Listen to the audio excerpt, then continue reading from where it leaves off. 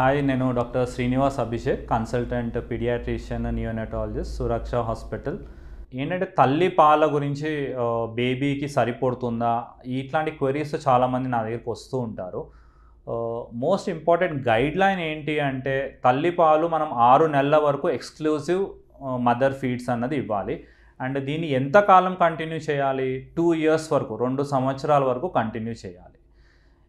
నేను మెయిన్గా ఏం చూస్తాను అంటే చాలామంది యాక్చువల్లీ వాళ్ళు మంచిగా పాలు ఇస్తుంటారు, కానీ వాళ్ళు ఒక kind of anxiousness, probably milk సరిపోవటం లేదేమో, తన బేబీ బరువు పెరగటం లేదేమో అనే ఒక గిల్ట్ ఫీలింగ్లో ఉంటారు.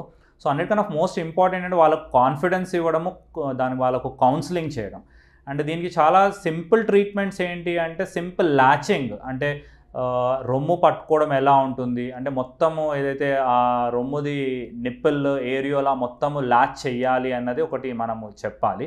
అండ్ ఆ పొజిషన్ అవన్నీ లాచ్ స్కోర్ అంటారు, దాని గురించి మనం కౌన్సిలింగ్ చేయాలి. ఇవాళ రేపు మనకు లాక్టేషన్ స్పెషలిస్ట్ కూడా ఉన్నారు దీనికి చెప్పడానికి. ఒకవేళ కనుక నిజంగానే తల్లి పాలు కొంచెం తక్కువ వస్తున్నాయి, లేకపోతే ఇంకేమైనా చాలా కొన్ని కారణాలు, అంటే ఇప్పుడు అర్బన్ లైఫ్లో ఏంటి అంటే ఆఫీస్ వెళ్ళడం వల్ల, లేకపోతే తల్లికి ఏమైనా సివియర్ ఇన్ఫెక్షన్ ఉండేసి ఎక్కడైనా అడ్మిటెడ్ ఉండేసి పాలు ఇవ్వలేకపోతున్నారు అన్న తరుణంలో యూజువల్గా ఏంటి అంటే వేరే ఆహారం స్టార్ట్ చేసుకోవచ్చు. ఎంత త్వరగా స్టార్ట్ చేయొచ్చు? అరౌండ్ 4 నెలల టైంకి కూడా స్టార్ట్ చేయొచ్చు. ఇది మనం ఏంటంటే ఈ హోమ్ బేస్డ్ సెర్లాక్ అంటాం, అంటే ఉగ్గు 5 రకాల పప్పులు, దాని తర్వాత రైస్ ఇట్లాంటిది రోస్ట్ చేసి దాన్ని గ్రైండ్ చేసేసి దాన్ని మనం ఇవ్వచ్చు. దాంతో వేరే ఫ్రూట్స్, అన్నిటికన్నా మోస్ట్ బెస్ట్ ఫ్రూట్ ఏంటి అంటే యాపిల్ ప్యూరీ, అంటే smashed banana, water melon, papaya, అన్ని ఫ్రూట్స్ ఇవ్వచ్చు. ఏ ఫ్రూట్తో సర్ది రావడము, లేదంటే కోల్డ్ వస్తుంది, కాఫ్ వస్తుంది అని చాలామంది అపోహతో ఉంటారు, అన్ని ఇవ్వచ్చు. దాని తర్వాత చాలామంది ఇవాళ మనం ఇన్స్టాలో చూస్తున్న మైదా అనేసి బిస్కెట్స్ ఇవ్వద్దని, అట్లేమీ లేదు, బిస్కెట్స్ కూడా ఇవ్వచ్చు. దాని తర్వాత పుల్కా నీళ్ళలో కలిపి ఇవ్వచ్చు. ఒకవేళ 4 నెలల కన్నా ముందు అంటే ఇంకా మనకు వేరే ఆప్షన్ లేదు కాబట్టి ఏదైతే ఫార్ములా అన్నది మనకు అవైలబుల్ ఉందో అది మనము ఇవ్వాలి. అండ్ ఒక మోస్ట్ ఇంపార్టెంట్ పాయింట్ నేను ఇక్కడ చెప్పేది ఏంటి అంటే బయట అంటే కౌస్ మిల్క్, బఫెలో మిల్క్, లేదంటే కొన్ని దాంట్లో గోట్ మిల్క్, డాంకీ మిల్క్ అని కూడా ఇస్తూ ఉంటారు. ఇట్లాంటివి ఏమీ ఇవ్వద్దు, ఎందుకంటే ఆ పర్టికులర్ పాలు ఆ ఆవుకి లేదా గేదెకి వాళ్ళకు సరిపోతుంది, కానీ ఈ బేబీకి కావాల్సిన న్యూట్రియంట్స్, విటమిన్స్ అన్నది అస్సలు సరిపోదు. అదొకటి, అంటే న్యూట్రిషనల్ డెఫిషియన్సీలోకి వెళ్తుంటారు.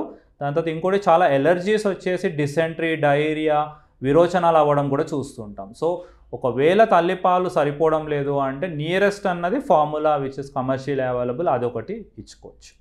యూజువల్గా నేను చెప్పాను ఏదైతే రికమెండెడ్ వీనింగ్ ఫుడ్స్ చెప్పాను, అయితే ఏదైతే మనం ఇవ్వద్దు అంటే ఒకటి ఏంటంటే హై ప్రోటీన్ డైట్స్ ఇవ్వద్దు.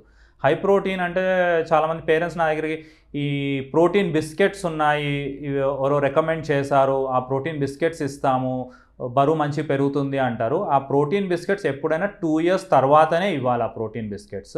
అట్లనే ప్రోటీన్ పౌడర్స్ అవైలబుల్ ఉన్నాయి, ఇవి పాలల్లో కలిపి ఇస్తాము అంటారు. ఈ ప్రోటీన్ పౌడర్స్ కూడా మనకు ఆ పర్టికులర్ ప్యాక్ మీద ఉంటుంది. 2 ఇయర్స్ తర్వాతనే ఏదైనా పాలలో కలపాలి. ఓన్లీ మనం ఏమైనా చక్కెర లేదంటే తేనె తప్ప వేరే ప్రోటీన్ పౌడర్స్ కలపొద్దు. అండ్ ఒకవేళ నాన్ వెజ్ తీసుకునే వాళ్ళు bone soup, mutton soup, chicken soup కూడా ఇవ్వచ్చు.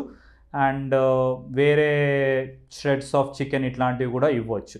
కానీ మెయిన్ ఏంటంటే హై ప్రోటీన్ ఇవ్వద్దు, అంటే దాంట్లో ఎగ్, అంటే daily egg and concentrated dry fruits ఇవ్వద్దు. అంటే ఒక డ్రై ఫ్రూట్ ఏదైనా బాదాం అట్లాంటిది ఏదైనా కలిపి కిచిడీలో దాంట్లో కలిపి ఇవ్వచ్చు, కానీ పేస్ట్ లాంటి హై ప్రోటీన్ డైట్స్ ఇవ్వద్దు. దాంట్లో ఏంటంటే కాన్స్టిపేషన్, అంటే మోషన్ పోకపోవడం, ఆల్మోస్ట్ 3-4 రోజులు ఇబ్బంది అవ్వడము, ఇట్లాంటివి చూస్తుంటాం.